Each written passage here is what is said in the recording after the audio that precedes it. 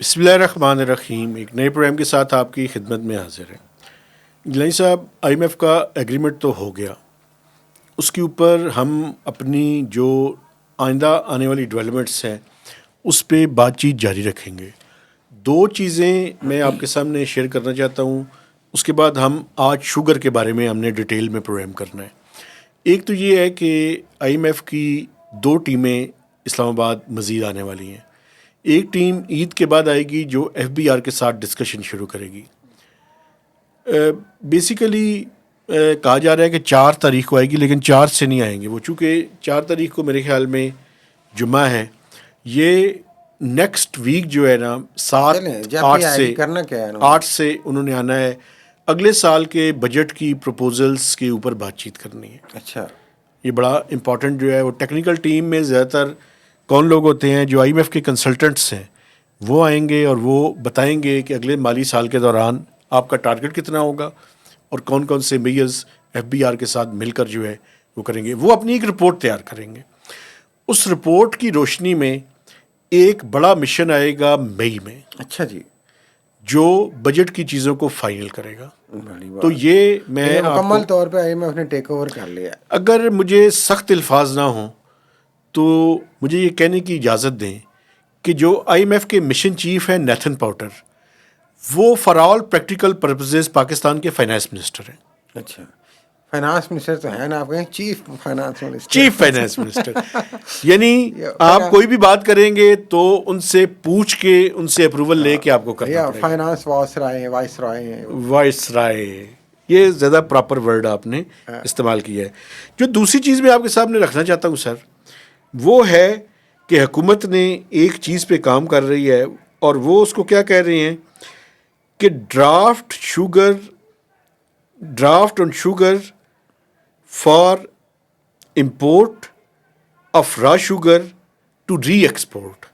کہ پاکستان میں حکومت وقت ماشاء اللہ انہوں نے را شوگر امپورٹ کرنی ہے, تاکہ کیا یہ رہے ہیں ابھی ڈاکومنٹس میں, سرکاری ڈاکومنٹ پڑھ رہا تھا کہ اس کو ری ایکسپورٹ کے لیے استعمال کیا جائے گا. لیکن عید کے بعد آپ دیکھیے گا اپریل سے چینی کی قیمتوں میں اضافہ ہونا شروع ہو جائے گا. اس کی بنیادی جو آرگومنٹ دیا جا رہا ہے وہ دیا جا رہا ہے کہ پاکستان میں جو پروڈکشن ہے گنے کی, شوگر کین جس کو بولتے ہیں, وہ پروڈکشن جو ہے وہ کم ہے. تو ڈیمانڈ اور سپلائی کے درمیان گیپ ہے, اور شوگر سیکٹر پوری طرح سے اپنے دانت تیز کر رہا ہے, تیاری کر رہا ہے اس کو ایکسپلائٹ کرنے کے لیے. حکومت اگر را شوگر پاکستان میں منگوائے گی, اس ٹائم را شوگر کی قیمت تھوڑی سی کم ہے انٹرنیشنل مارکیٹ میں. تو بھائی جان, یہ جو شوگر کے کنزیومرز ہیں یہ اپریل سے ایک ہوش اربا اضافہ بھگتنے کے لیے تیار رہے. اور میں آپ کو بتاؤں, یہ پورے کا پورا شوگر سیکٹر, انہوں نے آج کل میرے ساتھ بھی اپنی پینگیں بڑھانی شروع کر دی ہیں مختلف طریقوں سے. ڈیٹا بھجوانا شروع کر دی ہے, آرگومنٹس دینے شروع کر دیے ہیں, اور میں نے ویسے اوپنلی ان کو آفر بھی کی ہے کہ اگر آپ آرگومنٹ کے ساتھ بات کریں تو میں آپ کی بات سنوں گا بھی. آرگومنٹ کے ساتھ نہ بھی بات کریں, جو بھی ان کا موقف ہے وہ آنا چاہیے. ڈیٹا وہ بتا رہے ہیں کہ شوگر کین کم ہوئی ہے. دیکھیں وہ تو آپ ڈرا رہے ہیں یہاں پہ لوگوں کو. میں نہیں ڈرا رہا, آپ مجھے بدنام کرتے ہیں. اس دن مجھے ایک بندے نے کمنٹ کیا ہے کہ وہ جی گیلانی صاحب ٹھیک ثابت ہوئے, آپ ڈراتے رہے, آئی ایم ایف کا ایگریمنٹ ہو گیا. بھائی آئی ایم ایف کے ایگریمنٹ کو ذرا سمجھیں. آئی ایم ایف کی ایگریمنٹ کی چیزوں کو کھولیں گے نا, تو میں جتنا ڈرا رہا ہوں میں 1% بھی نہیں ڈرا رہا. لیکن ریئل اسٹیٹ کا وہ کہہ رہے تھے جو باتیں ہو گئی ہیں ان کا خیال ہے وہ نہیں ہوئی تھی نا. نہیں نا, آپ دیکھیں نا ایف ای ڈی پہ پھر دے دیا انہوں نے. وہ ایف اے ڈی بھی باقی معاملات میں تو نہیں نا کیا نا. سر میری بات سنیں نا, آپ باتوں کو سمجھتے نہیں ہیں نا. میں آپ سے ایک ایوالونگ اور ڈیولپنگ سٹوری ہے, میں کیا کروں. میں یہ آپ صحیح کہہ رہے ہیں, لیکن مجھے تو یقین ہے آپ سنی باتیں آگے نہیں کرتے, یقینی طور پہ اپنا بھی اس میں شامل کرتے ہیں سوچ بچار. لیکن ہو جاتا ہے یہ چیزیں آخری لمحے میں بھی اونچ نیچ ہو جاتی ہے. ابھی بھی یہ ہوا میں یہ چیز جی ابھی.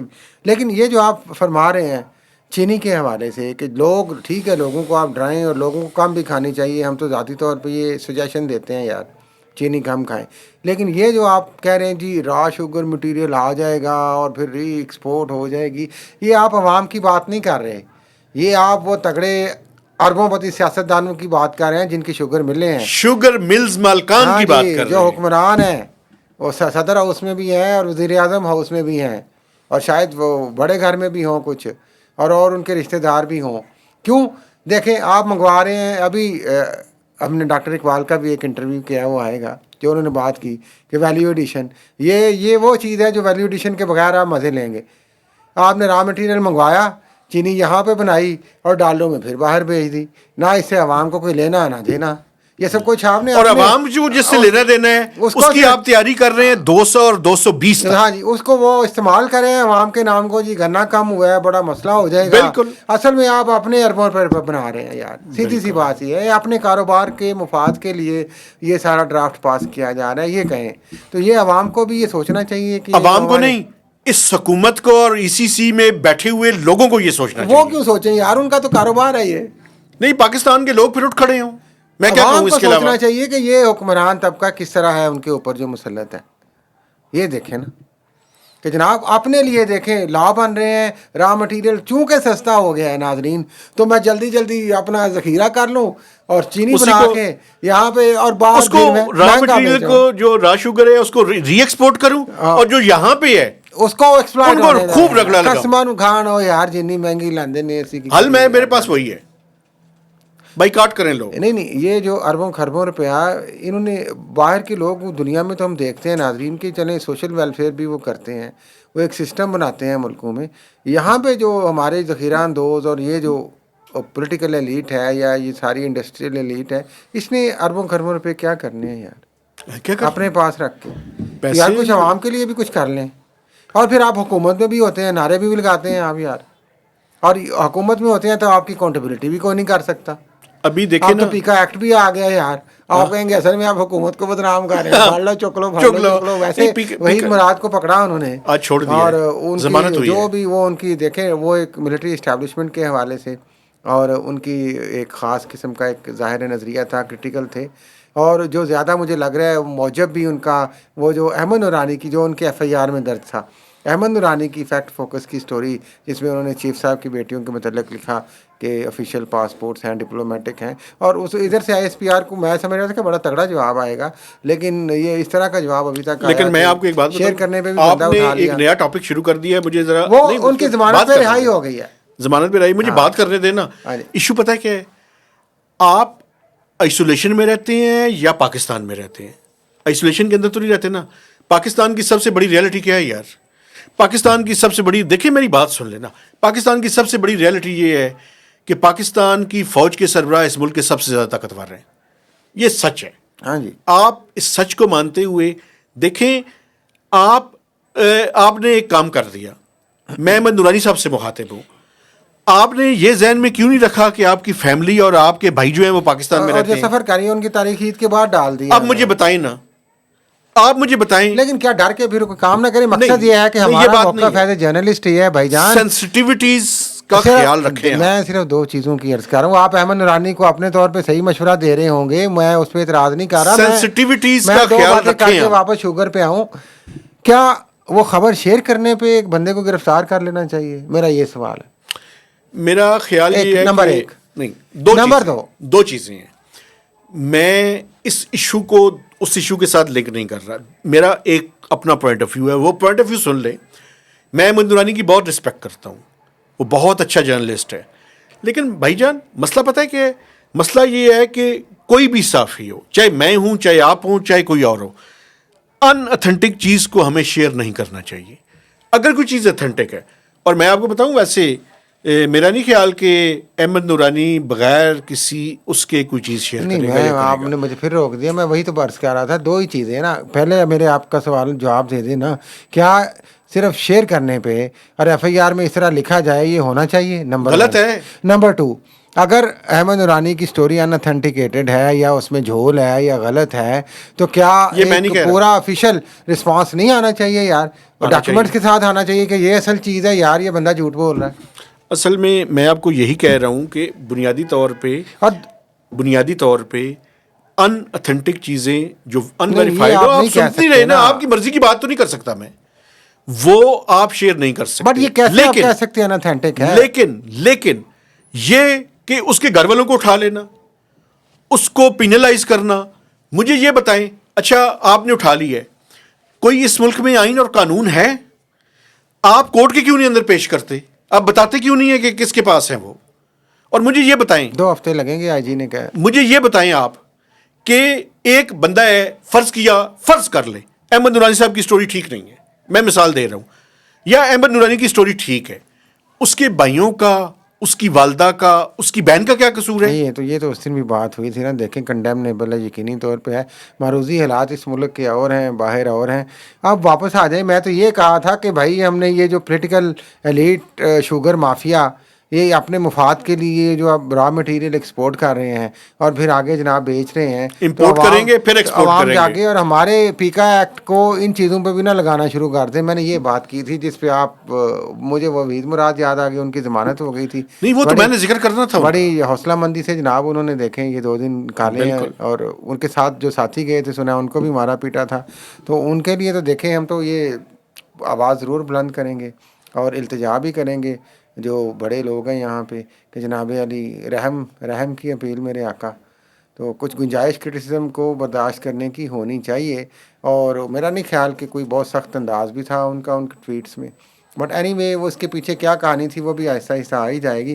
تو اب مقصد یہ ہے کہ یہاں پہ بھی چینی مہنگی ہو رہی ہے کیونکہ آپ نے کہہ دیا جی کہ را مٹیریل شارٹ ہے، اور اس کو بجائے یہ کہ را مٹیریل کو لا کے کہیں کہ یہاں بھی سستی چینی دیں، آپ کہہ رہے ہیں کہ منگوا کے ہم بچا کے رکھیں اور باہر بھیجیں، ڈالرز کمانے. یہ ہے سائنس ہماری پولیٹیکل ایلیٹ کی. لیکن جاتے جاتے ہمارے آپ کو پچھلے دنوں بڑی خبر چلی ہے، آپ کو پتہ ہوگا اسلام آباد کے جو ٹریفک پولیس کے کماؤ پوائنٹس ہیں وہ سامنے آئے ہیں جناب. اور ناظرین آپ یہ اندازہ کریں کہ اسلام آباد از اے کیپٹل سٹی، دارالخلافہ ہے. تو اسلام آباد کی ٹریفک پولیس نے سینٹ کی ایک کمیٹی میں یہ اعداد و شمار پیش کیے ہیں کہ 3 پوائنٹس پہ مہتاب صاحب، صرف 3 پوائنٹس پہ. ڈی چوک ہے کہ نہیں ہے؟ نہیں ہے ابھی، وہ نہیں ہے. ڈی چوک تو خیر ایک اور طرح کا پوائنٹ ہے نا. اب 50,000 کے قریب 6 ماہ کے اندر 2024 کے پہلے 6 مہینوں میں 50,000 کے قریب چالان ہوئے ہیں صرف 3 پوائنٹ سے، جس میں ایک تو کشمیر چوک ہے. کشمیر چوک میں ناظرین اور آپ کو پتہ ہی ہوگا، یاد کرا دوں، یہ جب آپ مری روڈ سے مری کی طرف مڑتے ہیں بجائے سیدھا اسلام آباد جانے کی طرف، تو وہ گول چکر آتا ہے. وہاں پہ لوگ بڑی سپیڈ سے ادھر سے بھی آتے ہیں، ادھر سے تو وائلیشن ہوتی ہے. وہاں پہ پکا ایک ٹریفک پولیس کا پوائنٹ ہے. اور ایک کشمیر ہائی وے کا انہوں نے بتایا، اور ایک F10 کا بتایا 2024 کے آغاز میں، F10 کا راؤنڈ اباؤٹ. وہاں پہ بھی چونکہ مسائل بڑے سے دیکھیں، آپ نے 4 طرف جانا ہے اور پھر ادھر سے ہی گھوم کے جانا ہے، اور ہر بندے کو جلدی ہوتی تھی. اب تو وہاں پہ سگنل فری کر رہے ہیں. تو یہ ایک تو ٹریفک سینس کی نشاندہی کر رہا ہے کہ ہمارے معاشرے میں کس طرح کی ہے، ہماری سوسائٹی میں، کیپٹل سٹی میں کس طرح کی ہے. دوسرا، ٹریفک پولیس کس طریقے سے اس چیز کو ایکسپلائٹ کر رہی ہے جناب. دھڑا دھڑ کوئی 3-3.5 کروڑ روپے کے کہتے ہیں، 4 کروڑ روپے کے چالان یہ ہوئے ہیں صرف 50,000 ان 3 پوائنٹس پہ. تو ٹریفک پولیس ایک چالان میرا بھی ہوا ہے. ہاں، میں تو ایک دفعہ پکڑا بھی گیا بھائی، اور اس پہ ہم نے کسی دن الگ سٹوری کرنی ہے. میں ڈیٹا ریکویسٹ کی ہوئی ہے ٹریفک پولیس والوں سے کہ ہمیں دیں. کہ ناظرین آپ نے بھی دیکھا ہوگا کہ سم ٹائمز آپ ایمرجنسی میں 1 وے کی وائلیشن کر دیتے ہیں. وہ تو غلط ہے نا، غلط ہے، لیکن اس پہ آپ کو پتہ ہے پریفریبلی فائن ہوتا ہے. لیکن یہ جان بوجھ کے FIR درج کرتے ہیں اور جان اور کو خطرے میں ڈالنے کی FIR درج کر کے تو مال بنایا جاتا ہے. بالکل ٹھیک ہے. یہ مال بنانا تو دیکھیں نا، یہ تو دیکھیں نا، یہ کمال تو کر سکتے ہیں نا. آج کل آپ کو پتہ ہے عجیب باتوں پہ پیکا ایکٹ لگ رہا ہے. کوئی نہیں ہے، پیکا ایکٹ لگ رہا ہے. ایک خاتون نے اس کی گاڑی کو پولیس والے پنڈی میں کہیں اٹھا رہے تھے، اس نے ویڈیو بنائی، اس پہ پیکا ایکٹ کے تحت پرچہ ہو گیا. یار یہ مطلب پیکا ایکٹ جو ہے، یہ پیکا ایکٹ ہے، یہ شیکا ایکٹ ہے؟ یہ کیا ہے؟ یہ ایک شیئر فارم آف سینسرشپ ہے فریڈم آف ایکسپریشن کو اور اپنی دوسروں کی آواز کو دبانے کے لیے کہ حکومت، ریاست، ادارے چاہے غلط بھی خدا نخواستہ کر رہے ہوں، میں امید نہیں کرتا. تو آپ غلط امید کرتے ہیں؟ ہاں چلیں، امید ہی ہے نا یار، اچھی امید رکھنی چاہیے. تو وہ آپ جناب آپ کھڑے ہیں کسی دفتر کے سامنے، تو آپ کہیں جناب یہ تو ہمیں نقصان پہنچانے لگا تھا، آپ پیکا ایکٹ لگا دو یار. اور اس طرح کے عجیب و غریب پیکا ایکٹ لگ رہے ہیں. آپ دیکھیں اسٹوری شیئر کرنے میں پیکا ایکٹ لگ رہا ہے. وہ ویڈیو غلط گاڑی اٹھا رہے ہو، اگر میرے پاس ایویڈنس ہوگی نا، میں ایویڈنس کلیکٹ کر رہا ہوں، تو اس پہ آپ نے پرچہ درج کر لیا. یہ لوگوں کو زبردست قسم کا ہراساں کرنے کا ایک طریقہ ہے ریاست اور ریاستی اداروں کی طرف سے. اس پہ نفی کا یار ہم تو ویسے دیکھیں لیکن ہم تو ایک بات سنیں میں نا، پاکستان پوری دنیا میں کی سول سوسائٹی سے اور خاص نہیں طور بات پہ سنیں. امریکہ سے پنگیں بڑھا رہے ہیں، کاؤنٹر ٹیررزم کی بڑھا رہے ہیں. وہاں پہ دیکھیں فریڈم آف ایکسپریشن اور ہیومن رائٹس ایک کی بات بڑی سنیں نا، رسپیکٹ ہے.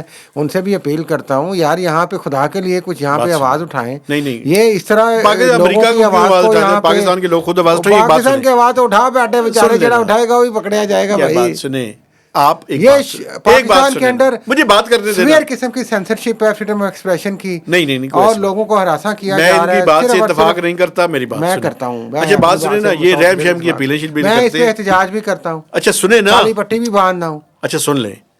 میں یہ کہہ رہا ہوں بھائی جان، مہربانی کریں، یہ جو آپ نے سافٹ اسٹیٹ اور ہارڈ اسٹیٹ کا ایک ڈیفینیشن دی ہے، میری ریکویسٹ ہے، آپ جو ٹیررسٹ ہیں، جو پاکستان کی خیرخواہی نہیں چاہتے، ان کے ساتھ ہارڈ اسٹیٹ کا رویہ اختیار کریں. اور جو پاکستان کے پرامن شہری ہیں، جو پاکستان کے صحافی ہیں، جو پاکستان کی سول سوسائٹی ہے، جو پاکستان میں ڈائیورجنٹ ویوز رکھتے ہیں، یہ بھی جو پاکستانی ہیں پاکستان یار. میں مختلف الخیال لوگ ہیں، مختلف الانواع لوگ ہیں، ان کے ساتھ سافٹ اسٹیٹ کا اور رویہ دیکھیں اختیار اختلاف کریں. رائے کے ساتھ جینا سیکھیں. اور میں یقینی طور پہ پھر دوبارہ میں اپیل بھی کر رہا ہوں اور مذمت بھی کرتا ہوں وہ لوگ جو سخت زبان استعمال کرتے ہیں، غلط زبان استعمال کرتے ہیں، اپنے کرٹیسزم میں غلط ہے.